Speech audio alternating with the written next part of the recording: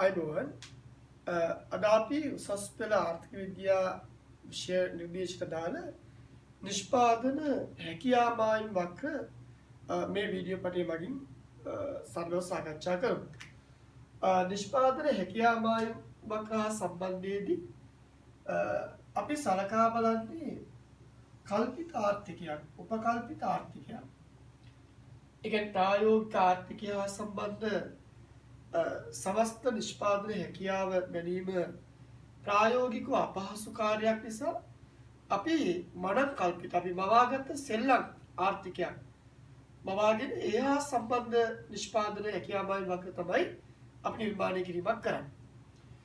එතකොට අපේ කල්පිත ආර්ථිකයේ තියෙන උපකල්පනයක් තමයි ආර්ථිකයේ සතු සම්පත් සම්භාරය.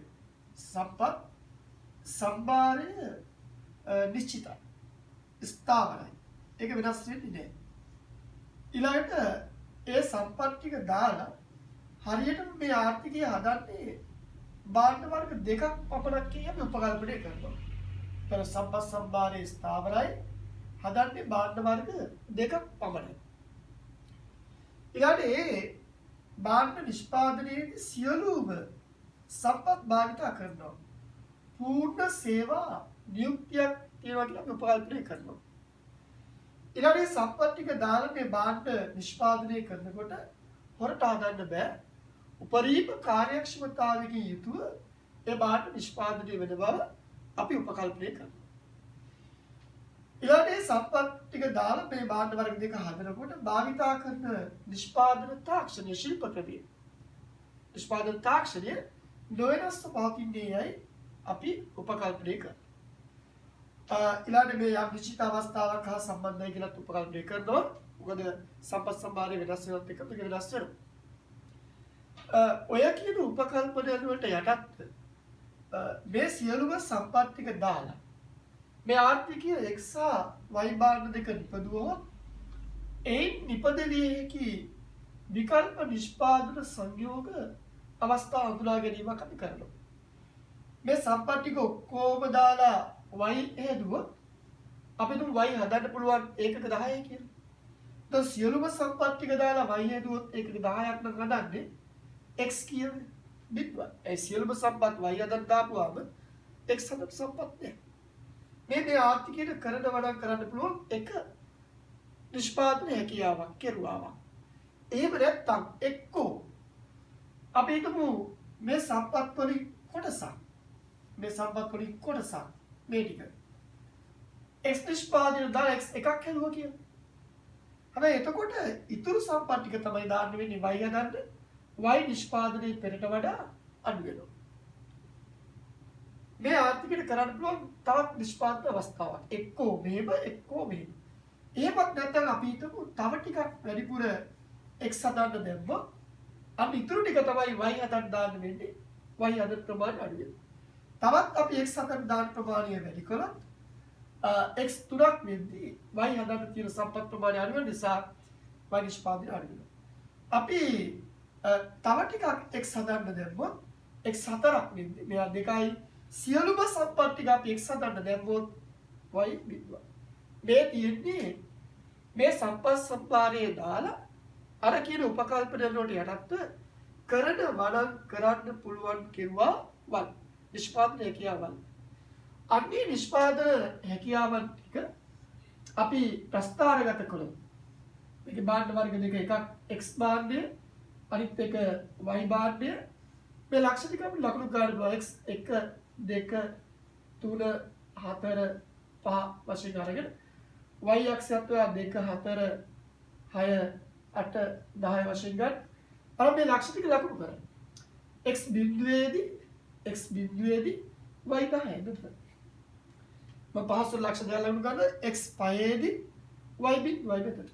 ඒ විදිහට සෑම ලක්ෂයක්ම ලකුණු කරලා ඒ ලක්ෂ ටික යාකල ප්‍රස්ථාරය අනින්න. ඒ ලක්ෂ මේ වෙන්නේ ඔබට ඒ ලක්ෂ ටික යාකල ප්‍රස්ථාරය අනින්න. මම ප්‍රස්ථාරය ඇදලා යාකරේ පහසු උතන ඔබ කරන්න එපා ලක්ෂ ටික ලකුණු කරලා අනින්න. ඒ ආර්ථිකයට හදන්න පුළුවන් විකල්ප නිෂ්පාදන සංයෝග අවස්ථා. යාකර අඳින්න ලබන මෙන්න මේ රේඛාවට තමයි ඔයා කිව්වේ PPC production possibility curve නිෂ්පාදන හැකියාවයි වක්‍රය එවත්ත විභව නිෂ්පාදන රේඛාව එවත්ත ශක්‍යතා පරයන්කය එවත්ත ආදේශ රේඛාව කියන විකල්ප නම් වලුත් ඒක හඳුන්වනවා මොකක්ද මේක කියවෙන්නේ මේ ආර්ථිකයට උපරිම වශයෙන් බාහිර නිපදවන්න පුළුවන් මේ බාහිර මත පීති ලක්ෂයකට අදාළ සංයෝගයක් පමණයි ඒ එපිට ලක්ෂයකට අදාළ බාහිර නිෂ්පාදනයක් මේ ආර්ථිකයට කරන්න බෑ. ඇයි? උපරිම නිෂ්පාදනය හැකියාව මේකට. හැබැයි අඩුවෙන් නිපදවන්න පුළුවන්. අඩුවෙන් නිපදවන්න පුළුවන්. උපරිම හැකියාව කරන වඩන් කරන්න පුළුවන් කියනවා. දැන් හැකියාවයි වක්‍රයක් වා නිර්වචනය කරන්නේ. මෙහෙම නිර්වචනය කරන්න භාණ්ඩ වර්ග දෙකක් පමණක් නිපදවන සරල ආර්ථිකයක් සියලුම සම්පත් භාවිතා කරලා දෙල්ලට තාක්ෂණයක් යටතේ උපරිම කාර්යක්ෂමතාවයකින් එකී භාණ්ඩ වර්ග දෙක නිපදුවහොත් ඒ නිපදවිය හැකි විකල්ප නිෂ්පාදන සංයෝග අවස්ථා යාකර අඳුර ලබන රේඛාව තමයි අපි කිව්වේ හැකියාවයි. හැබැයි මේකේ වඩා ලස්සන දේ තමයි අපේ ජනප්‍රිය සංකල්පය ආවස්තික පිරිවැය. පොඩි නිරූපණය වෙනවා අපිට පේනවා x එක බැගින් වැඩි කරද්දී මේකේ y දෙක බැගින් කැප වෙනවා. ඒ කියන්නේ එක් භාණ්ඩයක් ක්‍රමයෙන් වැඩි කරනකොට ඒ වෙනුවෙන් අනිත් භාණ්ඩයෙන් යම් ප්‍රමාණයක් කැප කරන්න වෙනවා. ඒ ආවස්තික පිරිවැය. දැන් මේකේ ආවස්තික පිරිවැය ගත්තොත් x භාණ්ඩයෙන් සමාන ප්‍රමාණය බැගින් වැඩි කරද්දී y භාණ්ඩයෙන් කැපෙන ප්‍රමාණය එක හා සමානයි. ස්ථාවර ආවස්තික පිරිවැය වක්‍රයක් තමයි මේ. ඔබට තේරෙයි ඔබ පත්‍රිකාව තුළ අධ්‍යයනය කරලා තියෙනවා. ස්ථාවර ආවස්තික පිරිවැයක් ඇති වෙලාවට හැකියාවයි වක්‍රයේ හැඩය සරල රේඛී වෙනවා. ස්ථාවර ආවස්තික පිරිවැයක් කියන වෙලාවට. දැන් මේක මම හිතලා ගත්තේ ඒ වගේම මේ සංඛ්‍යා දත්තින් අපිට ගන්නකොට x 1 2 බිංදුව 1 2 3 4 කියලා වෙනස් වෙද්දී y භාණ්ඩයේ කැපවන ප්‍රමාණය එන්න වැඩි වෙන ස්වරූපෙන් පවතින්නත් පුළුවන්. මේ විදිහට. නේද? දර මීට අදාළ හැකියාවයි වක්‍රයක් ඔබ නිර්මාණය කරොත් ඔබට පේනවා මේ ලක්ෂණික ලකුණු කරලා ගත්තාම මූලයට අවතල නිෂ්පාදන හැකියාවයි වක්‍රයක් ලැබෙනවා. ඒකෙන් තේරෙන්නේ මෙතන වැඩෙන ආර්ථික ආවස්තික පිරිවැයක්. අතන ස්ථාවර ආර්ථික ආවස්තික පිරිවැයක් මෙතන වැඩෙන ආර්ථික ආවස්තික පිරිවැය අනුපාතයක් තියෙනවා. ඒකම මේක හීන වෙන්න ගත්තොත් හැකියාවයි වක්‍රයේ හැඩය අනිත් පැත්තේ මූලයට උත්තර ස්වරූපයක් ගනි හැකියාවයි වක්‍රය හීන වන ස්වරූපයෙන් එනවා. එතන මූලයේ කිව්වේ බිඳුව මූලයට උත්තර හැකියාවයි වක්‍රයක් ගත්තොත් මේකේ තියෙනවා හීන වන ආර්ථික ආවස්තික පිරිවැය. මේ වඩා තාත්විකයි කියලා අපි වැඩිපුර සාකච්ඡාවට ගන්නේ මූලයට අවතල හැකියාවයි වක්‍රයක්. ඒ කියන්නේ වැඩෙන ආවස්තික පිරිවැය වක්‍රයක්. ඒ හේතුව අපි ආර්ථික විද්‍යාවේ ජනප්‍රිය කෙටි කාලීනව සාකච්ඡා කරන හීනවන ආර්ථික ඵලදායීතාවය ඒකෙන් නිරූපණය වෙන නිසා. ඒ ඔය කියන විදිහට හැකියාවයි වක්‍රයක හැඩය තුන් විදියක් වෙන්න පුළුවන්. සමරේඛී වෙන්න පුළුවන්. මූලයට අවතල වෙන්න පුළුවන්. මූලයට උත්තල වෙන්න පුළුවන්. සරල රේඛීය වුණොත් ඒකේ තේරුම ස්ථාවර ආර්ථික අවස්තික පිරිවැය. මූලයට අවතල වුණොත් ඒකේ තේරුම වැඩෙන ආර්ථික අවස්තික පිරිවැය අනුපාතයක් තියෙනවා. මූලයට උත්තල වුණොත් හීනවන ආර්ථික අවස්තික පිරිවැය අනුපාතයක් තියෙනවා. ඔබ සිද්ධාන්ත නෝට් එකේ බලන්න ඕනේ ස්ථාවර ආවස්තික පිරිවැය අනුපාතයක් ඇති වෙන්න තිබිය යුතු ලක්ෂණ. සාධක සමජාතීය වෙන්න ඕන.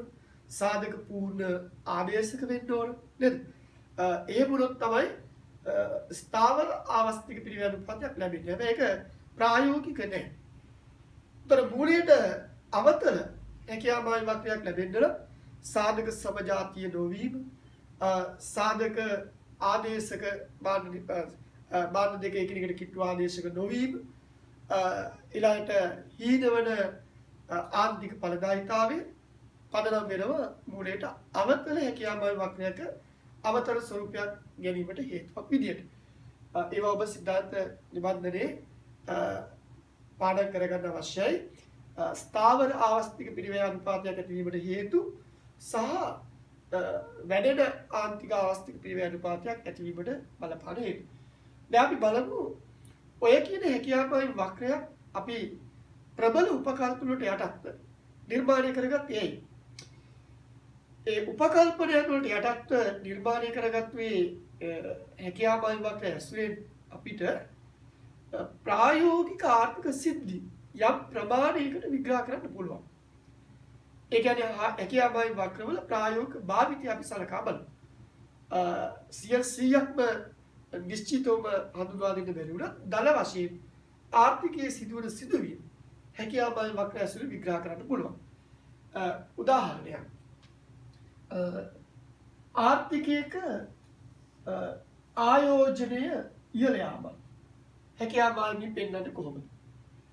ඊළඟට සේවක වැඩ වර්ජනය හැකියාවයි පෙන්වන්නේ කොහොමද? සරල උදාහරණ කීපයක් ගන්නවා. අපි තව එකක් ගමු. තාක්ෂණික දියුණුවක් හැකියාවයි පෙන්වන්නේ කොහොමද? මගේ මේ ආර්ථික විද්‍යා දේශනය සුසිල් ලමනසිස්සගේ ආර්ථික විද්‍යා දේශනය කොහොමද හැකියාවයි පෙන්වන්නේ? යනාදි වශයෙන් ආර්ථිකයේ තියෙන සිදුවීම් අපිට මේ හැකියාවයි වක්‍රය ඇසුරෙන් යම් ප්‍රමාණයකට විග්‍රහ කරන්න පුළුවන්. ඒදී ඔබ සිද්ධාන්තමය වශයෙන් මතක තබාගත යුතු විග්‍රහයේදී අදාළ ආර්ථික සිද්ධිය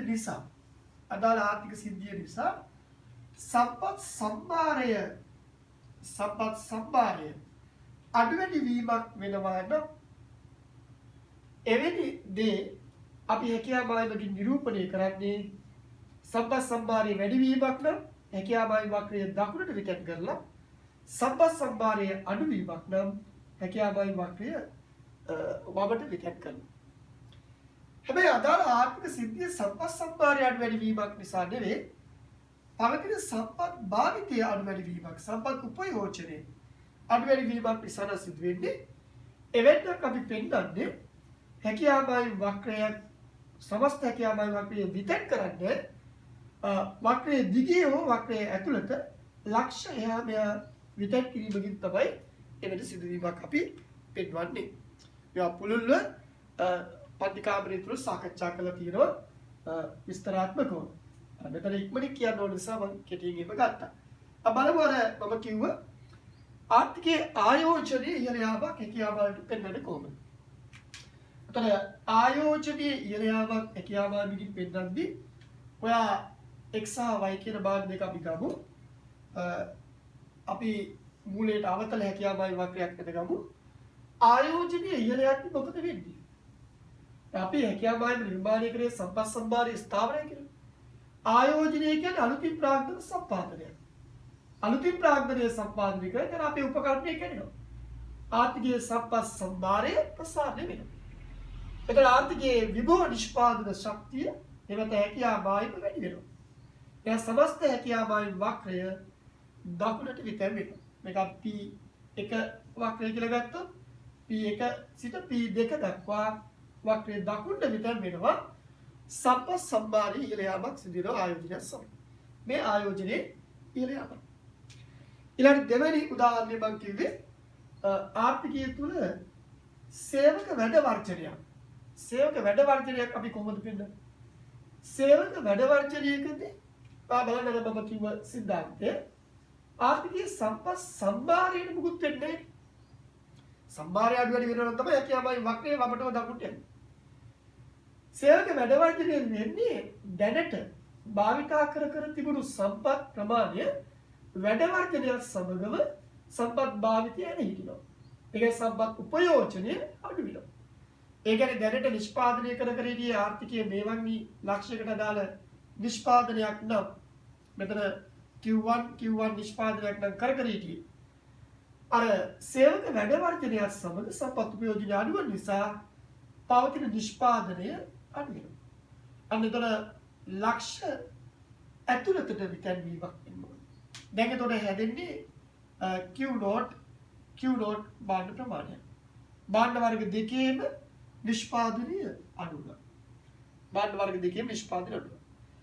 හැබැයි එවැනි අභ්‍යාසයක වඩා තාර්කික පදනමක් අරගෙන මෙහෙම කිව්වොත් සේවක වැඩ වර්ගණයක් සිදු වෙනවා x භාණ්ඩය. ඒ කියන්නේ එක භාණ්ඩයක. x කියන භාණ්ඩයට අදාළව විතරක් නම් සේවක වැඩ වර්ජනය වෙන්නේ. ඒක තාර්කිකකරණය කරා ප්‍රශ්නය. එතකොට කලින් නිෂ්පාදනය A කියලා හිතන්න. එතකොට හදාදීටියේ Q1 නිෂ්පාදනය කියලා හිතන්න. එතකොට වැඩ වර්ජනය වෙන්නේ x භාණ්ඩේ නම් සම්පත් යෙදවීම අඩු වෙන්නේ x භාණ්ඩේ. එහෙනම් අඩු වෙන්න ඕන කාවද? x නිෂ්පාදනය විතරයි. x නිෂ්පාදනය විතරයි අඩු වෙන්න ඕන. y නිෂ්පාදනය අඩුවීමක් වෙන්න බෑ. එයා හේතුමයි. එහෙමනම් ලක්ෂ ගමන් කරන්න වෙන්නේ A සිට B දක්වා අර x අක්ෂයට සමාන්තරව. x අක්ෂයට සමාන්තරව තමයි පහට ලක්ෂ මේව ගමන් කිරීමක් වෙන්නේ. ඇයි ඒ? x භාණ්ඩයේ සේවක වැඩ වර්ජනයක් නිසා. y භාණ්ඩයේ සේවක වැඩ වර්ජනයක් කිව්වනම් y අක්ෂයට සමාන්තරව වමට විතර කරනවා. උතර අපිට පේනවා ප්‍රශ්නය තාර්කීකරණය කරනවා එක් භාණ්ඩ වර්ගයක් කියන අදහස අරගෙන. ඊළඟ තාක්ෂණික දියුණුවක් හැකියාවමින් පෙන්වන්න කොහොමද? මම සරල උදාහරණ කීපයක් මේ අටගාය පෙන්වන්න අපිට හුරු වෙන්න. තාක්ෂණික දියුණුවක් හැකියාවමින් පෙන්වන්න ඔබ බලන්න ආපස්සරයක්. තාක්ෂණික දියුණුවක් මගින් මොකද වෙන්නේ? නිෂ්පාදන සාධකවල ඵලදායීතාවය වැඩි වෙනවා. ඵලදායීතාවය වැඩි වෙන්නේ ආර්ථිකයේ සම්පත් සම්භාරය ඉහළ යාමක් වෙනවා. එරත් තාක්ෂණික දියුණුවක් අපිට පෙන්වන්න වෙන්නේ හැකියාවමින් වක්‍රයක් දකුණට විකැති කරලා. ඒකෙදිත් හැබැයි එක් භාණ්ඩ වර්ගයක තාක්ෂණික දියුණුවක්. ඒ කියන්නේ මේ තාක්ෂණික දියුණුව ඇති වෙන්නේ y භාණ්ඩ වර්ගයේ නම් ඔබ ඒ දකුණට විතර කිරීම කරන්න ඕනේ y අන්තයෙන් පමණයි. y අන්තයෙන් පමණයි. x භාණ්ඩයේ තාක්ෂණික දියුණුවක් නම් ඔබ x අන්තයෙන් දකුණට විතර කරන්න. ඊළඟට සුසිල් අමරසිංහගේ මෙම ආර්ථික විද්‍යා දේශනය හැකියාවමින් පෙන්වන්නේ කොහොමද? දැන් මම මේ දේශනය දෙනකොට මොකද වෙන්නේ? ඔයාලගේ මානව ප්‍රාග්ධනය පුද්ගලයා සතු දැනුම හැකියාව කුසලතාවය විශේෂ ඥානය වැඩි වෙනවා. ඒකෙන් වෙන්නේ ආර්ථිකයේ ශ්‍රම සාධකයේ ඵලදායීතාවය මොකක්ද කියලා යාම. සම්පත් සම්භාරය වැඩි වෙනවා. එහෙනම් මම ආර්ථික විද්‍යා දේශනයක් මේ විදිහට දෙනකොට සුසුන්ගේ මානව ප්‍රාග්ධනය වැඩි වෙන නිසා ආර්ථිකයේ සම්පත් සම්භාරය ඉහළ ගිහිල්ලා ආර්ථිකයේ විභව නිෂ්පාදන ශක්තිය නිෂ්පාදන හැකියාව අම්බානක වැඩි වෙනවා. නේද? ඉහළ යාමක් සිද්ධ වෙනවා.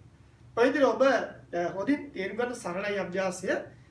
මේ විදිහට ඔබ පසුගිය විභාග ප්‍රශ්න අරගෙන බලන්න හැකියාවයි වක්‍රයක් ඇසුරින් විවිධ ආර්ථික සිද්ධීන් විග්‍රහ කරන්න දෙනවා. ඒදී ඔබ බලන්න ඕනේ අදාළ සිද්ධිය නිසා සම්පත් සම්භාරයේ අඩු වැඩි වීමක් නම් හැකියාවයි වක්‍රය වමට හෝ දකුණට විතර කරනවා. ඒක සම්පත් සම්භාරයේ වැඩි වීමක් නම් දකුණට සම්පත් සම්භාරය අඩු වීමක් නම් වමට. සම්පත් සම්භාරය වෙනස් නොවි සම්පත් උපයෝජනීය අඩු වැඩි වීමක් නම් උපයෝජනීය වැඩි වෙද්දී ලක්ෂ ඉහළට උපයෝජනීය අඩු වෙද්දී ලක්ෂ පහළට. හැබැයි ඒදී තාර්කීකරණය කරයි ප්‍රශ්නය එක් භාණ්ඩයක වශයෙන් දාන්න. ඒදී ඔබ හොඳින් කල්පනා කරලා එය විග්‍රහ කරන්න. අපි පසුගිය විභාග ප්‍රශ්න වලට පිළිතුරු සැපීමේදී මේ ගැන තවත් පුළුල්ව අධ්‍යයනය කරමු.